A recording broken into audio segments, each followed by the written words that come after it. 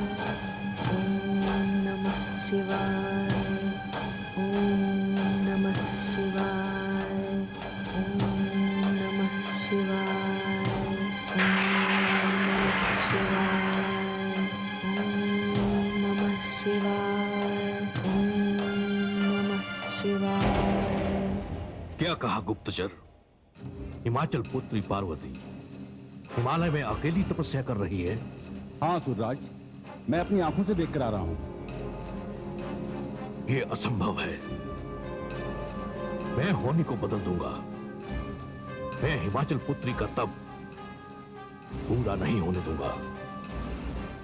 बोल, पुष्टि, आघात, व्याघात। आदेश असुरराज।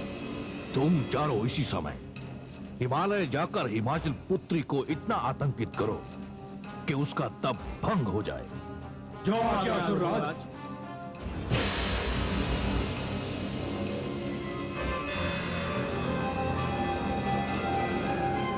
पार्वती! क्या बात है महारानी? क्या हुआ? अभी तो आप अच्छी भली थी, ये अचानक क्या हो गया आपको?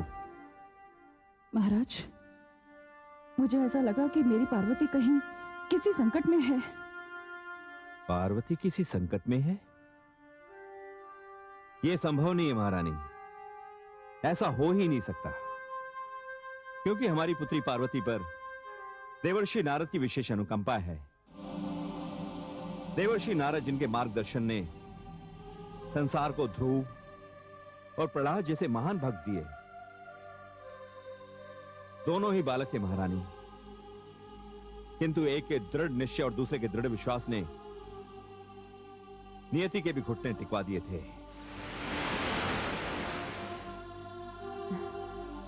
माताश्री, पिताश्री, प्रणाम माताश्री, प्रणाम पिताश्री। सदा सुखी रहो पुत्री। क्या हुआ माताश्री? क्या बात है पिताश्री? पुत्री गंगे, पता नहीं अचानक मुझे ऐसा लगा जैसे तुम्हारी बहन पार्वती किसी संकट में है। हाँ पुत्री। नहीं माताश्री, ये नहीं हो सकता। आप चिंतित ना हो, मैं स्वयं जाकर पार्वती को देख कर आती हूँ। गंगे, महाराज, मेरी पार्वती सकुशल तो होगी ना? आप चिंता न करें महारानी, देवी परमेश्वरी की कृपा से सब ठीक होगा। ओम नमः शिवाय। ओम नमः शिवाय। ओम नमः शिवाय। ओम नमः शिवाय। ओम नमः शिवाय। ओम नमः शिवाय। ओम नमः शिवाय। तपस्या? रुक जाइए देवी, आप जो भी हों, किंतु मेरी माता की तपस्या को भंग करने की चेष्टा मत कीजिए। मैं यहाँ विघ्न डालने नहीं आई हूँ, किंतु तुम कौन हो? मैं वीरभद्र हूं। मेरी माता का मुझे आदेश है कि उनकी तपस्या को कोई भंग करने की चेष्टा ना करे, और यह पुत्र अपने प्राण दे देगा, किंतु उनके आदेश को नहीं टलने देगा। वीरभद्र, मैं गंगा हूँ, हिमालय पुत्री गंगा। मैं पार्वती की बहन हूँ। क्षमा कीजिए, मुझे पता नहीं था। माँ की बहन भी माँ सी होती है। मेरी माता ने प्रण किया है कि जब तक मेरे प्रभु भगवान शिव स्वयं आकर उनकी समाधि नहीं तोड़ेंगे, मैं किसी और को उनकी समाधि नहीं तोड़ने दूंगा। नहीं वीरभद्र, मैं उनकी समाधि नहीं तोड़ूंगी। मैं तो केवल उनके दर्शन करना चाहती हूँ। कहाँ है भगवान शिव? वो सामने कंदरा में विराजमान है। आप वहां जाकर उनके दर्शन कर सकती हैं, किंतु ध्यान रहे वो भी समाधि में है और उनकी समाधि भंग न होने पाए। तुम इसकी चिंता मत करो। तुम मुझे नहीं पहचानते, किंतु वो मुझे पहचानते हैं।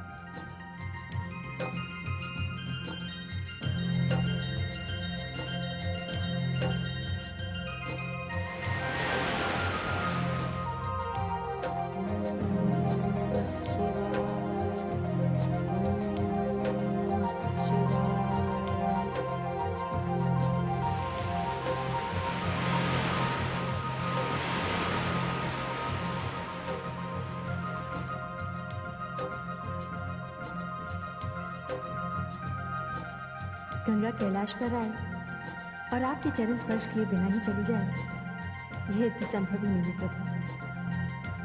मैं आपको प्रणाम करती हूँ।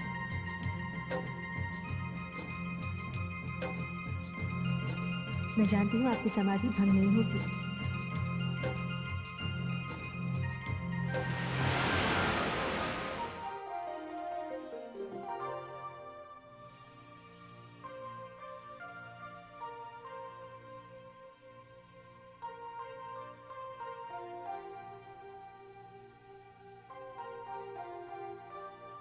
स्वामी, मुझे बहुत चिंता हो रही है। पुत्री पार्वती का अभी तक कोई समाचार नहीं आया। महारानी आप चिंता ना करें, पुत्री गंगा गई है वहां, वो आती ही होगी। माताश्री,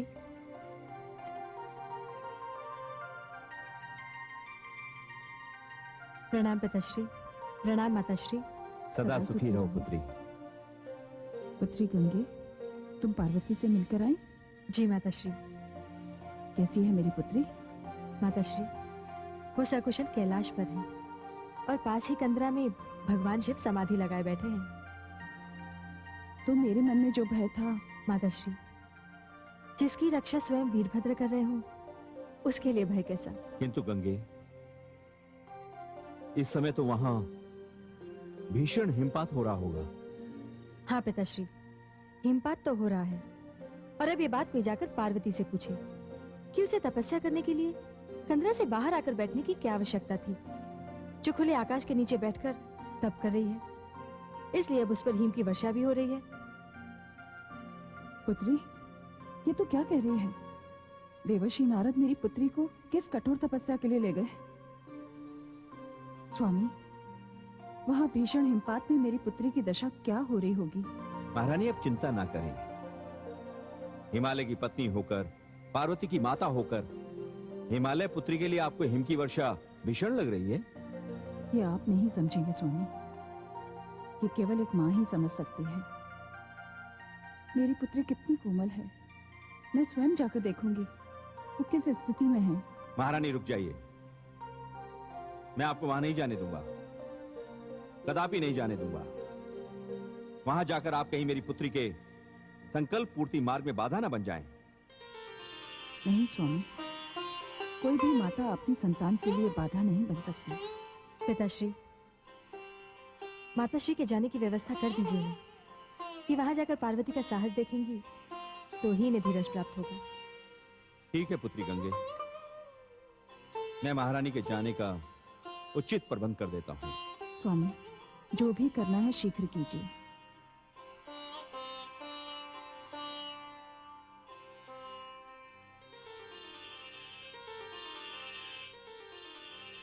ओम नमः शिवाय। ओम नमः शिवाय। ओम नमः शिवाय। ओम नमः शिवाय। ओम नमः शिवाय।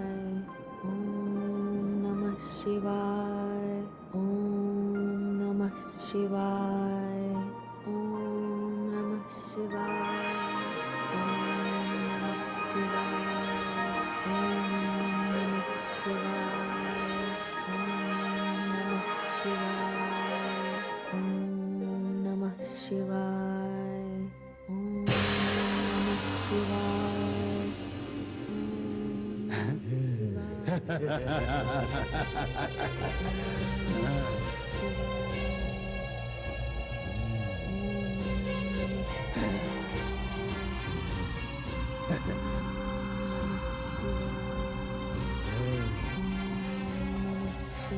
क्या विचार है? उठाकर ले चले से। नहीं मुश्किल नहीं, इसे समाप्त करने का आदेश प्राप्त हुआ है हमें। किंतु आघात, तनिक सोचो, विधाता ने कैसी सुंदर मूर्ति बनाई है, क्या हम इसे यूं समाप्त कर देंगे?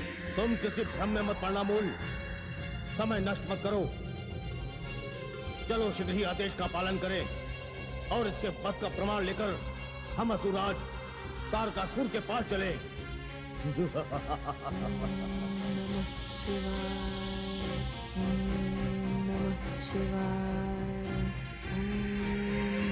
शिवाय। ओम नमः शिवाय। ओम हिमाचल पुत्री, तोड़ दे अपना ध्यान और बंद करे ओम नमः शिवाय की रट। हम तुम्हारा वध करने आए हैं। अंतिम इच्छा की पूर्ति करना हम असुरों का नियम है। नमः शिवाय, नमः शिवाय। तुमने सुना नहीं भ्राता मुझसे ने क्या कहा? नमः शिवाय, नमः शिवाय। एक साधारण सी स्त्री और इतना साहस, आप देखो तुम्हारी क्या दशा करता हूँ।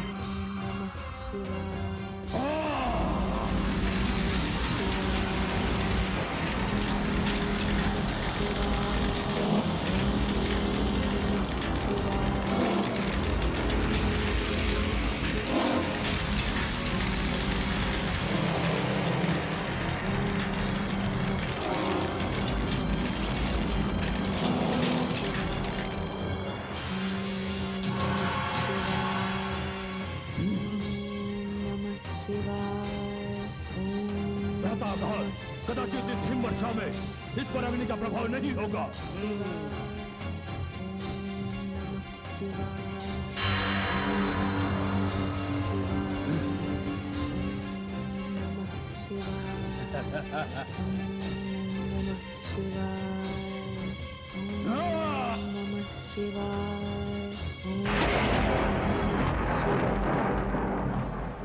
ठहरो काल के ग्रास।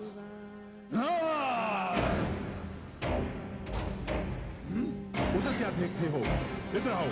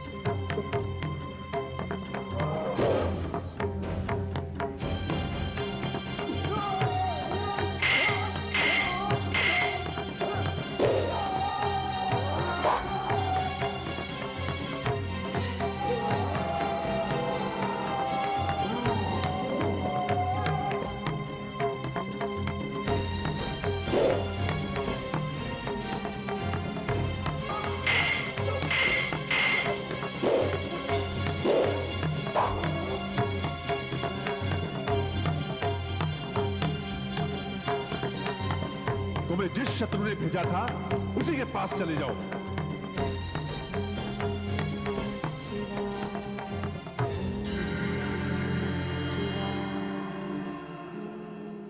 प्रणाम माते। क्षमा करना माते, पल भर के लिए झपकी लग गई थी। अब प्रण करता हूं कि जब तक आपकी समाधि नहीं टूटेगी मैं आंख भी नहीं झपकाऊंगा।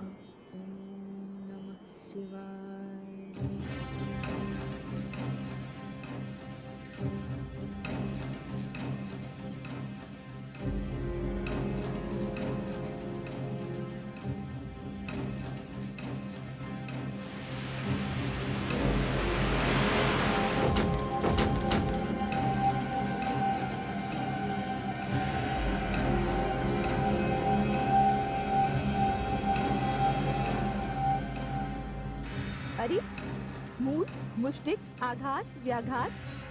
स्वामी इन्हें क्या हुआ? ये सब तो मृतक दिखाई दे रहे हैं। ये मृतक दिखाई नहीं दे रहे महारानी, ये मृतक हैं। किंतु महाराज ये सब हुआ कैसे? ये हिमाचल पुत्री पार्वती का कार्य है। मेरे सारे प्रयास विफल हो रहे हैं। वो मेरे एक से एक श्रेष्ठ वीरों के लिए काल बनती जा रही है। ये आप क्या कह रही हैं स्वामी? मैंने आपसे कितनी बार कहा कि देवी देवताओं से वैर छोड़ दीजिए, व्यर्थ में मानव हत्या बंद कर दीजिए। फिर देखिए आपकी मृत्यु की आशंका दूर होती है या नहीं। महारानी! महाराज आप ये बताइए, आपको मृत्यु से इतना भय क्यों लगता है? यदि आप चाहते तो ब्रह्मा जी से कोई अधिक श्रेष्ठ वरदान मांग सकते थे, किंतु आपने अपने भय का शुभारंभ तो स्वयं उनसे वरदान मांगकर किया। बस महारानी चुप हो जाइए, और अधिक नहीं सुनना है मुझे। मैं अमर होना चाहता हूँ, देवताओं की भांति अमर होना चाहता हूँ। और आप देख लेना, मैं मृत्यु पर विजय प्राप्त करके रहूंगा, अवश्य प्राप्त करके रहूंगा।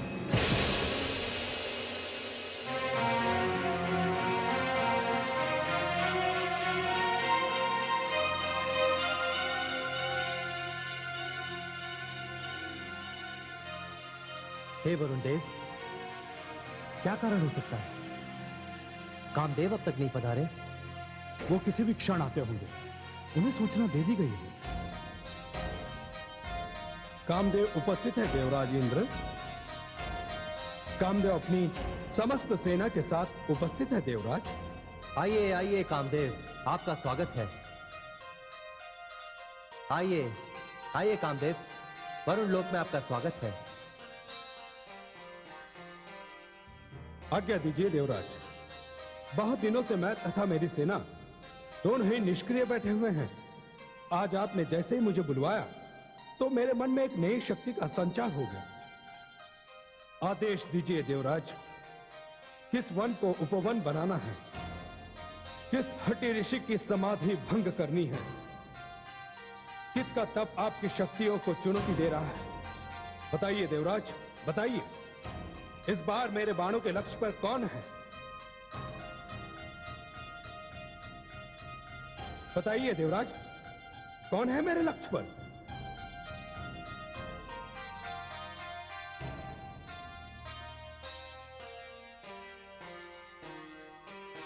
देवादिदेव महादेव। क्या? हाँ कामदेव, देवादिदेव महादेव।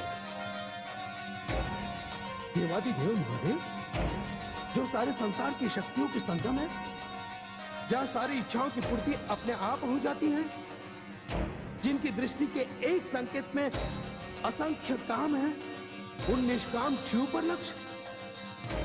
आप चाहते हैं कि मैं उन पर अपना बाण चलाऊं?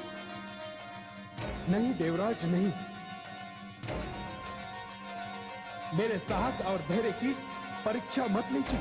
देखिए कामदेव, ये हम सभी देवताओं की अस्मिता और गौरव का प्रश्न है।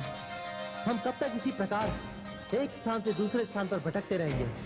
किंतु देवराज, हम देवताओं की पराजय का कारण तो असुर सम्राट तारकासुर है। हाँ कामदेव, जब तक भगवान भोलेनाथ के संतान नहीं होती, हमारा संकट नहीं टलेगा। और उधर जगदम्बा पार्वती भगवान भोलेनाथ को प्राप्त करने के लिए हिमालय में घोर तप कर रही हैं। फिर भी भगवान भोलेनाथ उनकी ओर आकर्षित नहीं हो रहे। उनकी समाधि भंग करने के लिए मेरे पास एकमात्र अस्त्र है, और वो आप है कामदेव, केवल आप। किंतु देवराज, कामदेव, ये हमारा आदेश है, और यदि आपने हमारे आदेश का पालन नहीं किया तो आपको हम सभी देवताओं की ओर से ऐसा दंड दिया जाएगा जिसकी आप कल्पना भी नहीं कर सकते। नहीं देवराज, इसकी आवश्यकता नहीं। कहते हैं स्त्री का चरित्र और पुरुष का भाग्य उसकी रचना करने वाला भी समझ नहीं पाया। तो मेरे भाग्य में क्या लिखा है ये मैं कैसे जान सकता हूं? और फिर मुझे अपने समस्त देव समुदाय के लिए कुछ करने का अवसर प्रथम बार मिल रहा है। इसे मैं अपना सौभाग्य समझकर स्वीकार करता हूं। आज्ञा दीजिए देवराज।